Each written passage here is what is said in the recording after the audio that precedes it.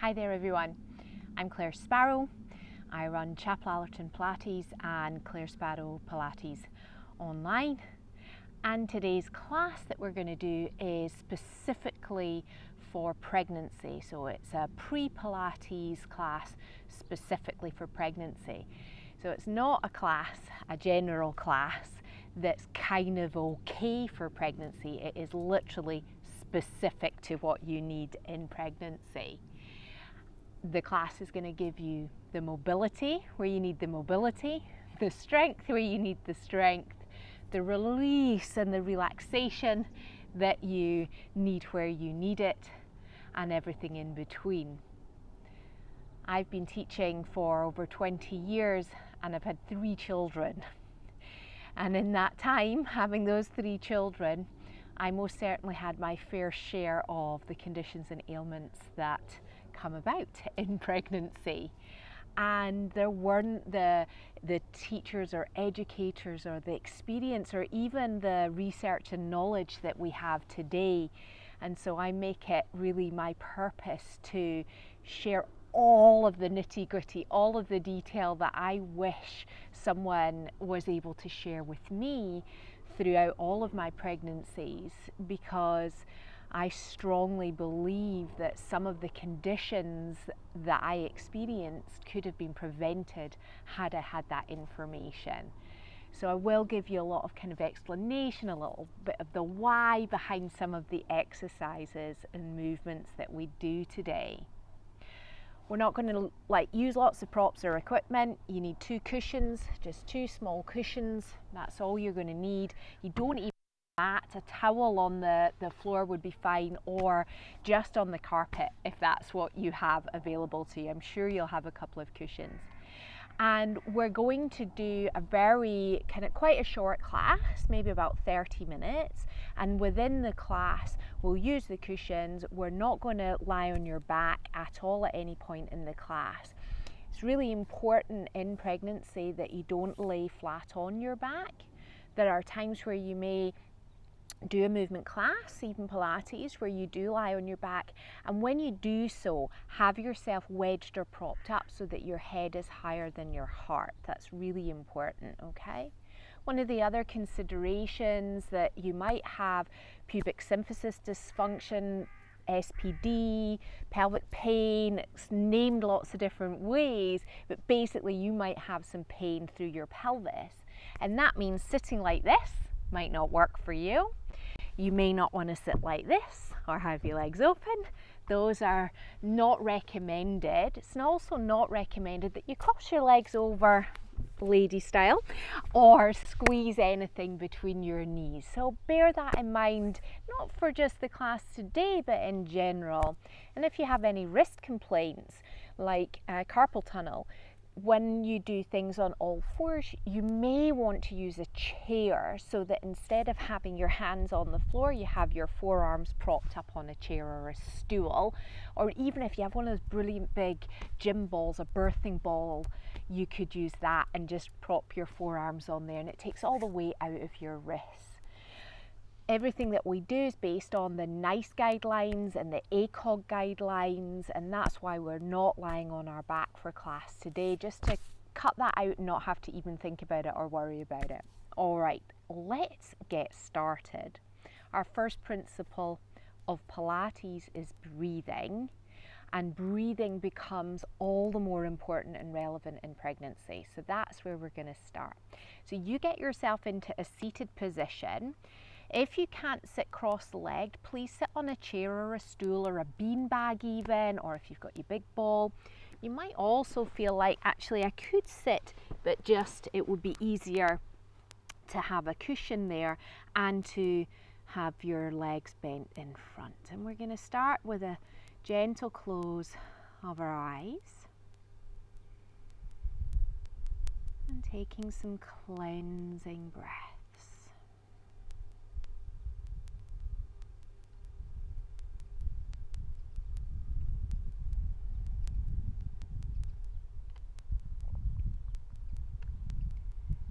Cleansing breaths for you doesn't necessarily mean deep. It's about bringing your attention and your awareness to your breath.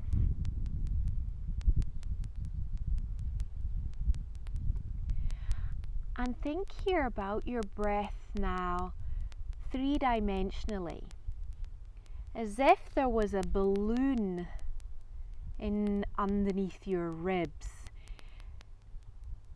and you're inflating that balloon.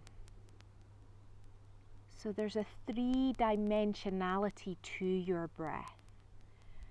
As you're breathing in, your ribs are swelling and expanding with that balloon inflating forward, side, back, up, and even down.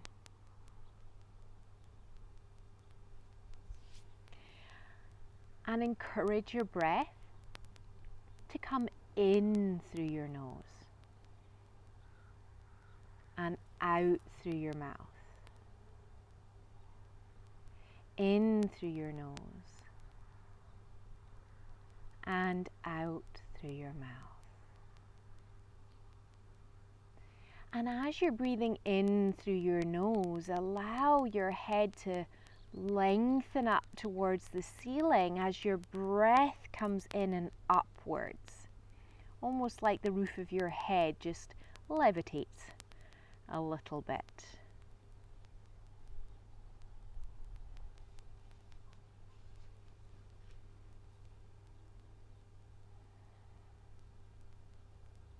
In through your nose and out through your mouth.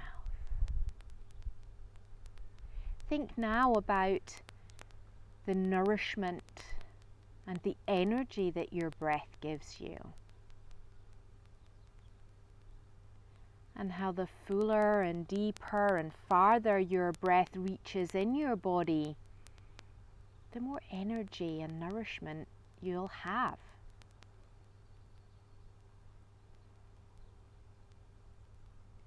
So we're inflating the balloon under our ribs. We're lengthening out through the roof of your head. And we're energizing.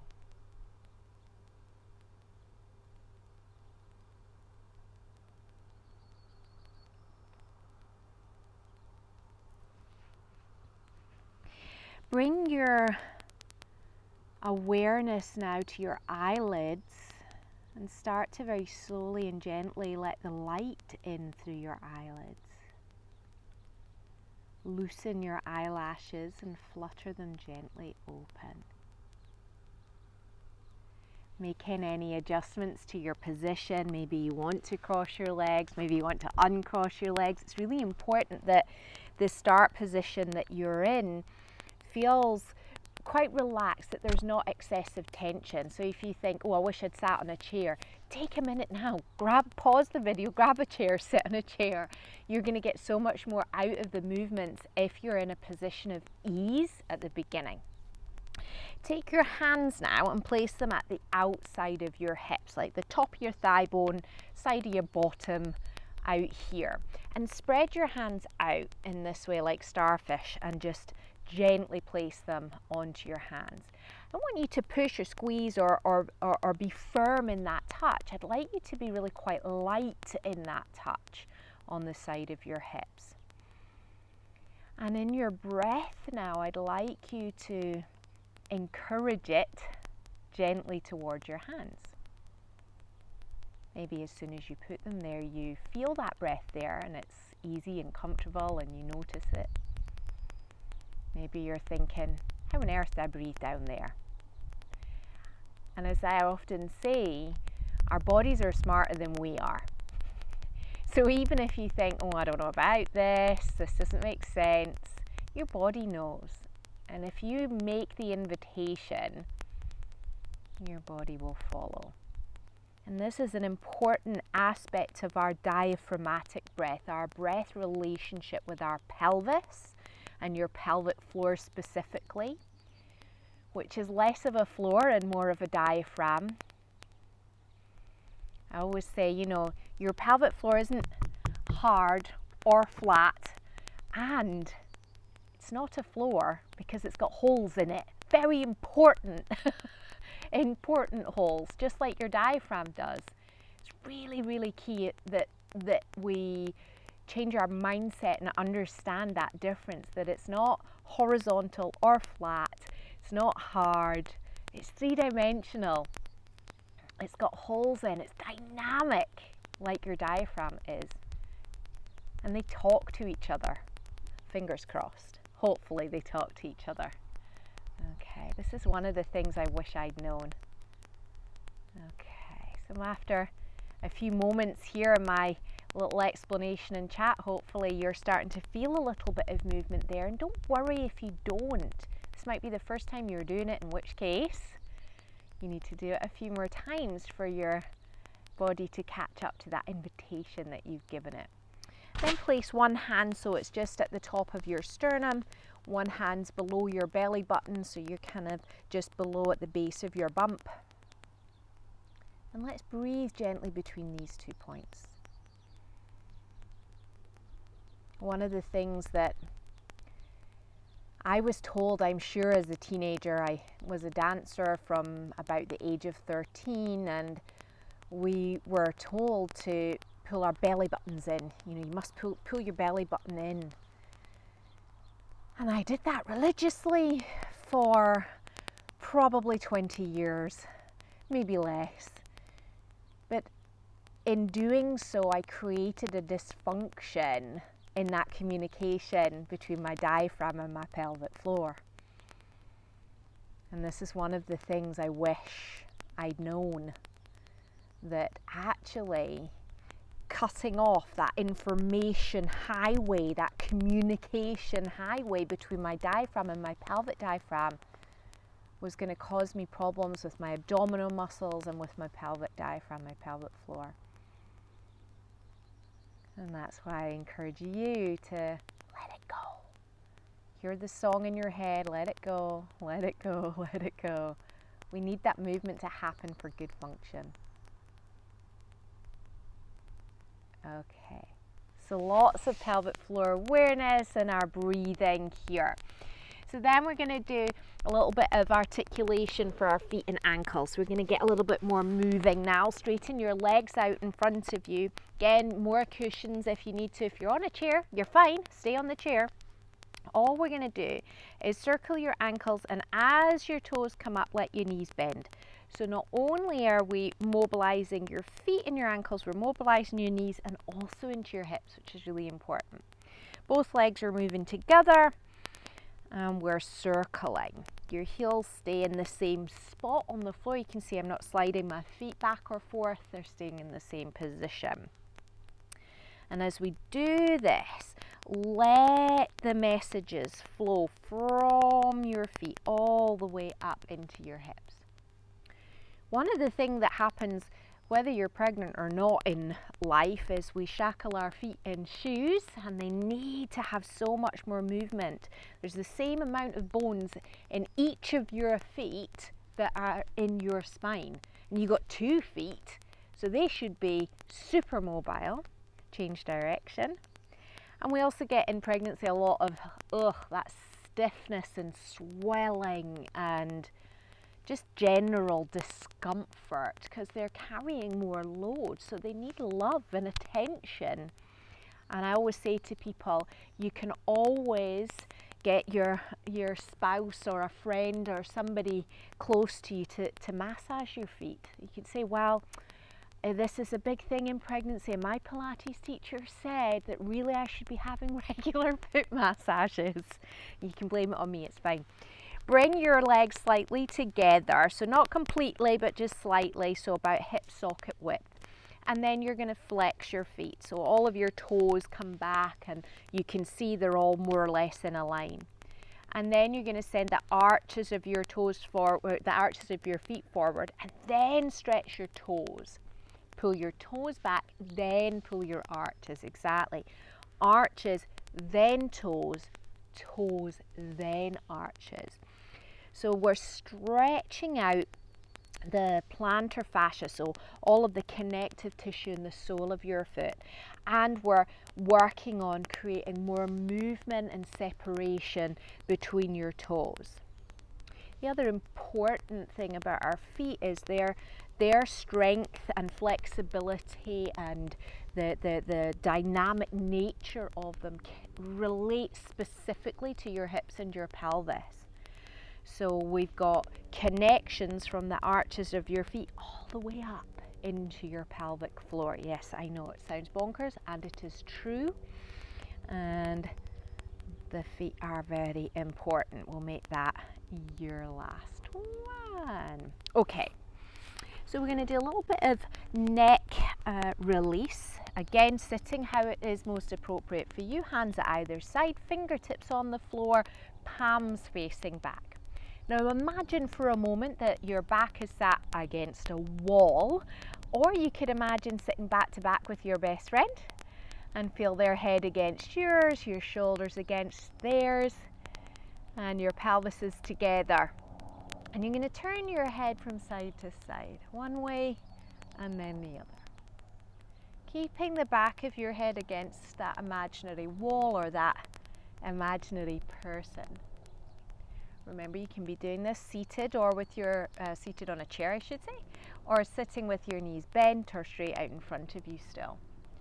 As you turn your head to the side, turn the opposite hand thumb up, spreading your hand as you do so and opening your shoulder, and then switch. So you let your whole arm right up into your armpit turn. It's not just your hands spinning at the bottom, it's your whole arm right up. So you're really opening up across the side of your neck. Great if you work at a desk, you know, if you've got a sitting type job, and our heads inevitably, even if you've just got a mobile phone, you don't even need to be working at a desk. We tend to have that forward head posture where the muscles here, the accessory breathing muscles in the neck in front of your chest get really tight and overworked. So this is a great way just to tease it out gently. Okay, twice more. And then we're going to do another teasing out type movement called Mermaid. So you place one hand flat on the floor, just to the side of you in line between your knee and your hip, and then you go over towards that. Now this hand that's on the floor is really critical here, because when we go over to the side, often we just slump. I want you to send the floor away so that that actually helps you to open up into the top armpit and the ribs underneath there. So I always quite amusingly talk about these ribs up here as the boob ribs. So there are ribs under there, and they need to be flexible and open too, because that's where we need to create as much space as possible for baby to grow into in there. So we're going to use our balloon image again. You're going to be breathing into the side of your ribs here, this top side, and inflating that imaginary balloon.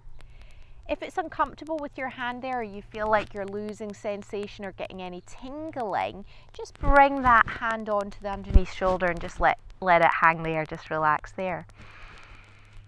Breathing in and inflating that imaginary balloon. Keep your gaze straight forwards and sending the floor away.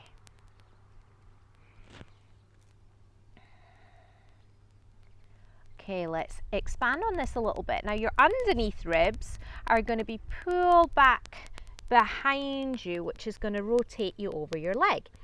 Your hands are either going to go in the floor in front or on your knee or shin or calf or somewhere, or if you're sat on the chair, it might just go onto the chair between your legs, but somewhere that you can very gently press away into. Now you're breathing into the back of your body, breathing into the back of your ribs, expanding into your ribs, opening that space between your shoulder blades. So it's like the back of your boob ribs here that you're breathing into. Great. And then come back to your mermaid over to the side and slowly up to sitting. hopefully what you'll feel when you sit up is that you're kind of leaning and twisting to the side that we've just been to. So you feel you've created space. That's valuable space that you've just made for your baby to go into without putting any strain onto you and your tissues. Switch to the other side. So imagine if you did this every day, how much impact that would make, because you're growing. Baby's growing in there every day. Send the floor away and reach over. I remember having that, I mean there's hundreds of these sorts of books, but I remember having a book where it showed you comparison pictures. Your baby is this size, and I remember being really freaked out that when it was the size of a budgie, for some reason that I couldn't get it out of my head, that it was the size of a budgie. I don't know, I thought it was a strange comparison. Anyway, and remember, you can bring your hand onto your shoulder if you feel like that tingling or any discomfort, and still think about breathing three-dimensionally here. It's a balloon you're inflating. Such a useful image because that's how we want to tease out your tissue in your body. When you feel a big stretch, a harsh stretch, that's a reflex. That's your body's mechanism to tell you to put the brakes on. And then rotate, so your bottom ribs go back and you rotate round. And remember, your hand doesn't have to go on the floor, it can go on your knee, your shin, literally go where you can get a little bit of purchase. So you can just get a little bit of weight into that hand, because that's going to then stretch you out into the back of your ribs more. Lift up the scruff of your neck, you know, like a mother cat picks up their kitten. I know, you didn't realise you were doing it. I was doing it too. You just have to remember how heavy your head is and just pick it back up.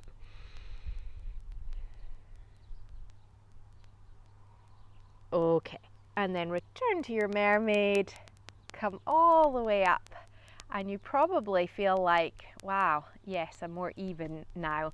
I always feel like my armpits have been very much lifted up.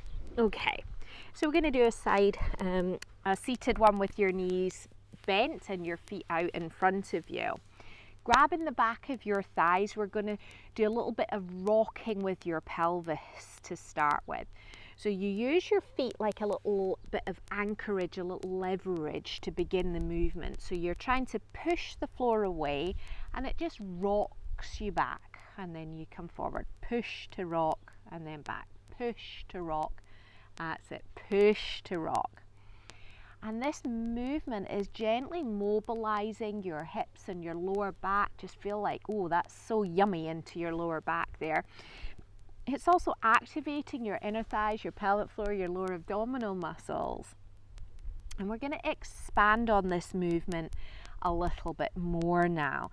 So we push to roll back, and then your hands are going to pull on the back of your thighs to lift your chest up. Push to rock back, pull to come up, push to rock back. So the idea here is that we start a wave going through your spine. So you enjoy this kind of massaging, waving like movement through your spine. Exactly. And it doesn't have to be too prescriptive. Do move where it feels good to move. And if you want to take your legs wider, you can take your legs wider. But enjoying that massaging.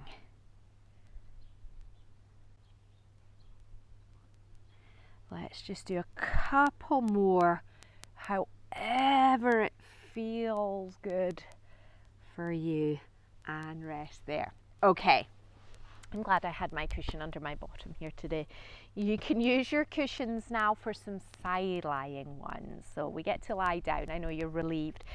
We're going to use the cushions, one for underneath your waist, because that's going to hold your bump up and reduce any strain that might occur through your abdominal muscles. The other one's going to go between your legs.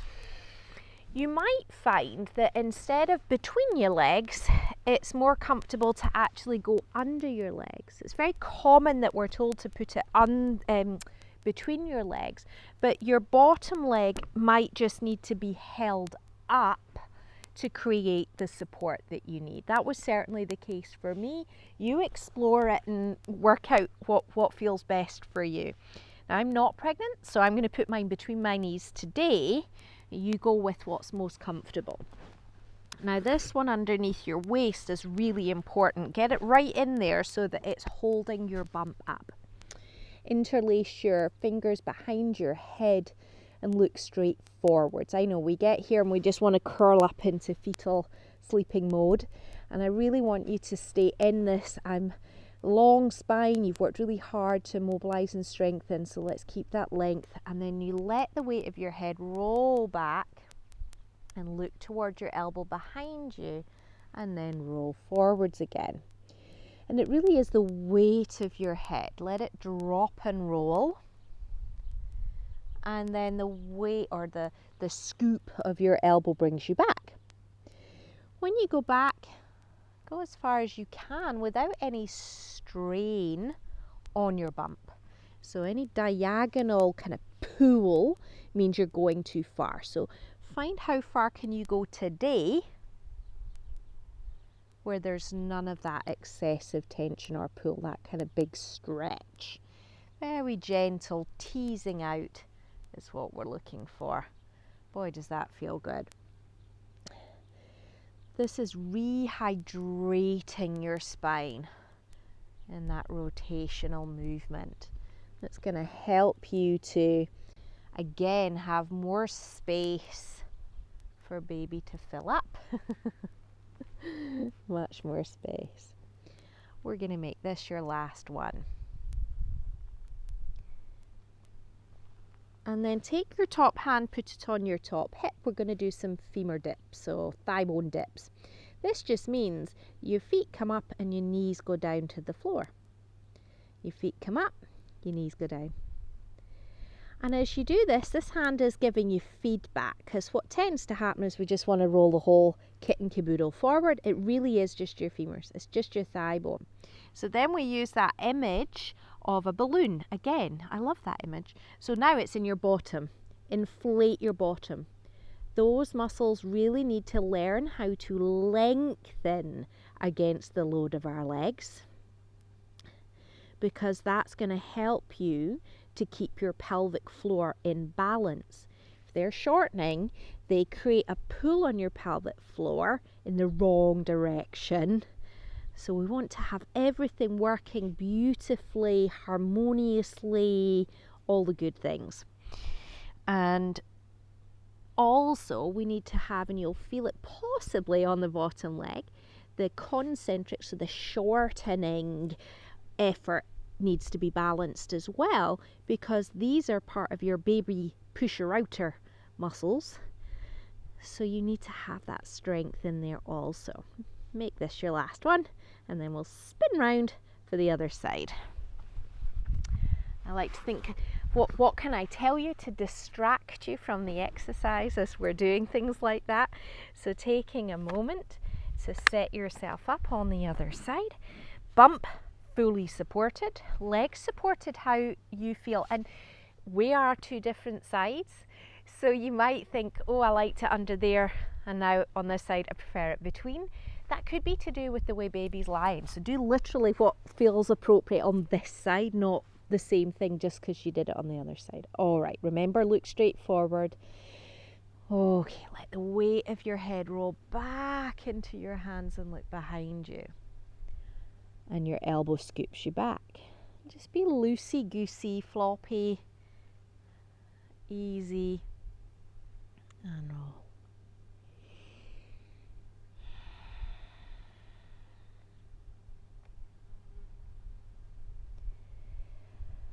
And allowing that back elbow to help you come back by scooping it up towards the ceiling and forward. Your legs are heavy, but you don't have to stress about forcing them to stay still, because the rotation that we're doing does creep into the lowest part, so into your pelvis a tiny, tiny amount. Let's just do one more.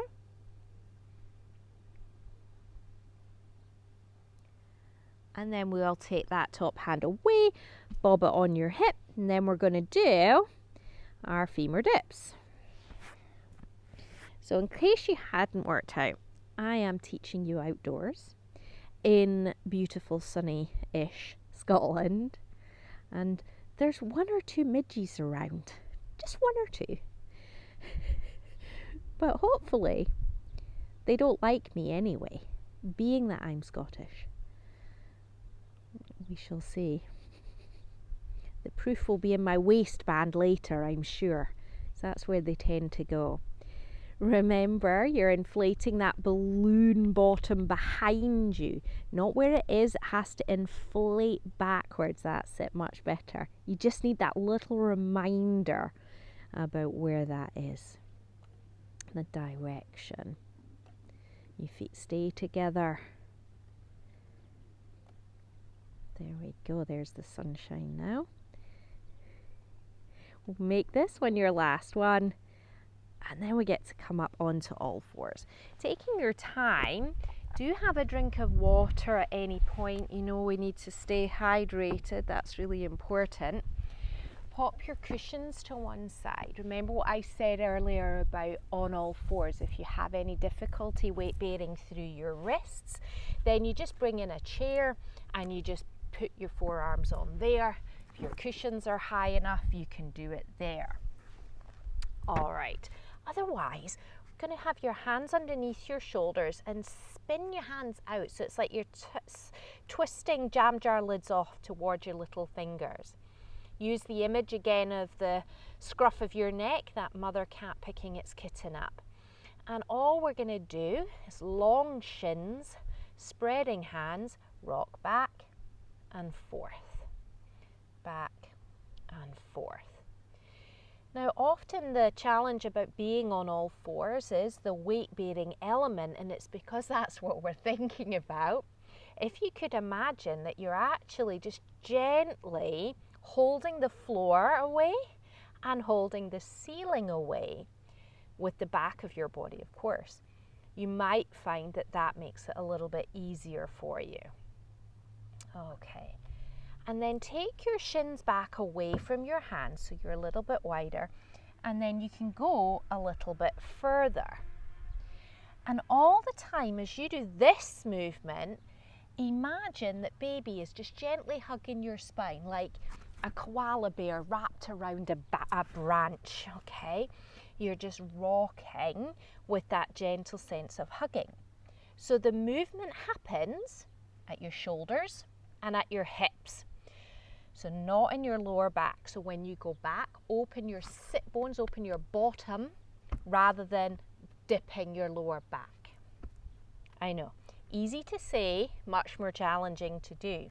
So you might want to imagine that there's a cup and saucer of hot tea on your lower back that you don't want to spill, and you hold that there. That's what I needed today, that image. Okay. Let's just do a couple more, and then bring your shins back in underneath you, knees underneath you, and let's do a cat stretch. I like to do cat stretch like a Mexican wave, because otherwise we tend to just curve the bit up here that we can already curve. So how about we start with your tailbone. So imagine that attached to your tailbone is a paintbrush, and that paintbrush is pointing to the wall straight behind you. And then paint a line straight down the wall to the skirting board, down the skirting board and along the floor towards your feet. And then between your feet, between your shins towards your knees, and then only gradually does your head join in. Now take that paintbrush out the way it came, through your knees, your shins, your feet, along the floor, up the skirting board and up the wall behind you, and your head arrives back too. Starting again, down the wall, the skirting board, the floor, between your feet, shins and knees, and then your head only gradually comes in at the end. And then it goes out in reverse. And as you come out of this, just be wary about letting it all go. We're not doing that arching moment. We're not letting your bump go. You're going to keep that sense of baby hugging in. Yes, you've opened your sit bones, but you've not let your belly go. Let's do one more cat stretch just like that.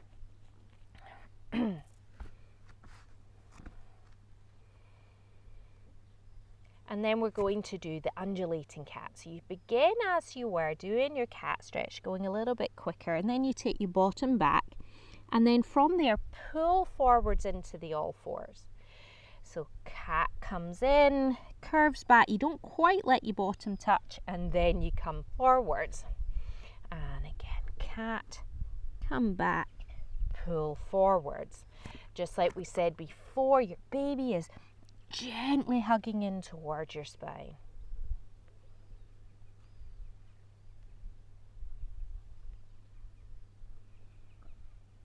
Let's do this one more time. And resting there. Great job, everyone.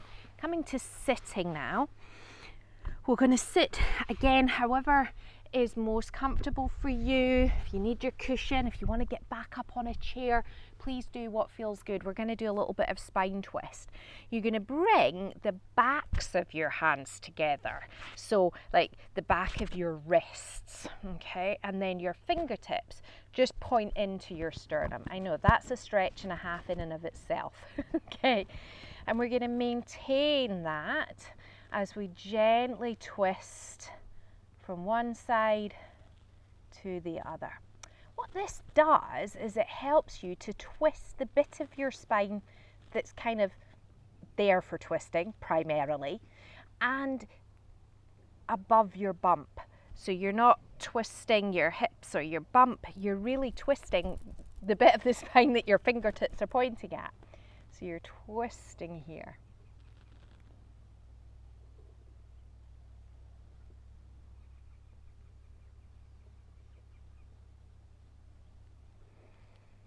And your breath is just however you need it to be to enjoy that mobility. I'm even using that image again of sitting back to back with someone so that you can feel their ribs pushing your ribs forward and your back ribs coming back to send theirs forward. So you get the sense that this movement is that kind of boob rib area that you're twisting. Last couple now. Okay. And then sitting with your knees bent, feet flat, as we did earlier with the waves through your spine, but we're going to add into this a little bit more now.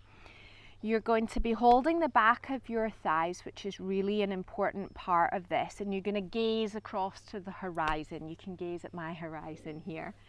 And keep looking that way as you push through your feet and you roll back until your arms are straight. And then keep looking at it, but let your belly button stay going back for as long as it can till you sit tall. So we're not having the same wave, we're really looking for that curve and working those pelvic floor and lower abdominal muscles. So gaze into the horizon. I always think about balancing something on my head as well. Pressing the floor away, rolling back so you open up the distance as much as is available here between your thigh and your bump. And then you, like your belly button's going back through you as you come up. And it's not that you're pulling your belly button in, because you know we said that at the beginning, not ideal. It's more about how your spine is curving more in that area as you come forward. Really juicy, really wakening up that support system for your bump. And when you push the floor away, wakens up right at the base, at the back of your thighs, base of your pelvis, and that all works as a team. You know, that things don't work in our body in isolation, so it's important that you get that sense of it working as a team. Let's just do one more, and then we're going to do some seated triceps. Okay, place your hands behind you, and your bottom is forwards. You're not trying to be upright, it's just sit bones pointing a little bit forward. Now when you have a baby, they come with loads of paraphernalia, as you'll have heard me say. They're heavy and get heavier by the day. So we need to be strong, we need to take care of our posture and be able to carry them and all the stuff around. So even just sitting like this, you're opening up your chest, you're opening your heart, you're letting everything lengthen all through the back of here and the opening through your shoulders and your arms. Now, as you're holding this position, I want you to keep lifting your heart towards the ceiling or heart towards the sky, because when we sit here often we just collapse. And the same as we said in the Mermaid, if you send the floor away, it helps. It's called ground reaction force, equal and opposite force. When you send your hand away, something has to move away from it, and we can allow that to be our heart. So be here. And now we're going to add in. So you're going to bend your elbows back with resisting sinking your chest back. So resisting that. Lift your heart, lift, lift, lift, lift, open it. And you're going to feel hopefully that that's wakening up the backs of your arms. It's wakening up the front of your chest. And just gently bending and stretching. And breathing any old time will do. Let's just do 2 more. Great, great postural exercise and strengthening for your upper arms and mid back. And then just roll that out. Bravo and well done everybody, great job. So we are going to come up and do a couple of standing exercises to finish. Thank you for sticking with me, you've done really well so far. Coming up in a way that's comfortable and easy for you to come up to standing. And you're going to start with your feet hip socket width apart. Now if you have any dizziness or balance difficulties, grab a chair beside you and just hold on to that, or be near a wall that you can hold on to. You're going to start by spreading all of your toes onto the floor underneath you. So all 10 toes, they've each got their own little highway, their own little road that they're on. And they're spreading. Place your hands on the front of your pelvis, front of your hips, and then go ahead and spread them so much down and out into the floor that your heels come up. Oh, and hopefully you didn't wobble like I did. So you're going to spread. I'll just say that the breeze blew me over and then come back down. The thing that we need to think about here is that your heel bones go straight up, like they're going directly up in a lift.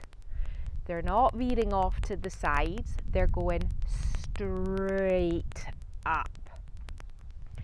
You might feel like, oh, I get to a certain point and then that one goes off. So just stop at the point you can get to before that one goes off, it's fine. And then slowly over time you will build the strength and the balance to go further rather than having to stop short. If you just keep going into the wobble, you're strengthening the wobble, and that's not the goal. Let's add into this. So they both come up and then one goes down, and then they both come up, then the other one comes down.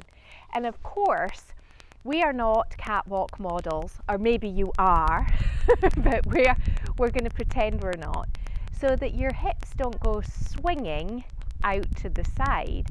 You're getting more of a forward and an up down than a side to side, okay? And again, same thing with your heels and your ankles. It's straight up, straight down, straight up, straight down, straight up, straight down. All right, well done, rest there. Shake that out. So we mobilise them a lot at the beginning, the feet and the ankles, and then we have strengthened their range of movement. final exercise we're going to do is a squat. Super important, very functional. You need to be able to get up and down. You need to be able to get up and down hands free because you'll be carrying a baby. You need to know the strategy to do that. So you're going to have your feet, again, just hip socket width apart. Just to clarify, that's where your hip sockets are. They're not out here, okay? I know that's a gift, isn't it? Because you've now just narrowed your hips from where you thought they were. Reach your arms out at shoulder height. This is just going to create a bit of a counterbalance for you. Imagine you're going to sit down. It's that kind of squat. So to sit down, your leg bones that come to where your sit bone is, let's say, it's just kind of beneath that. It's not your sit bone, that's part of your pelvis, but it's beneath that, inside.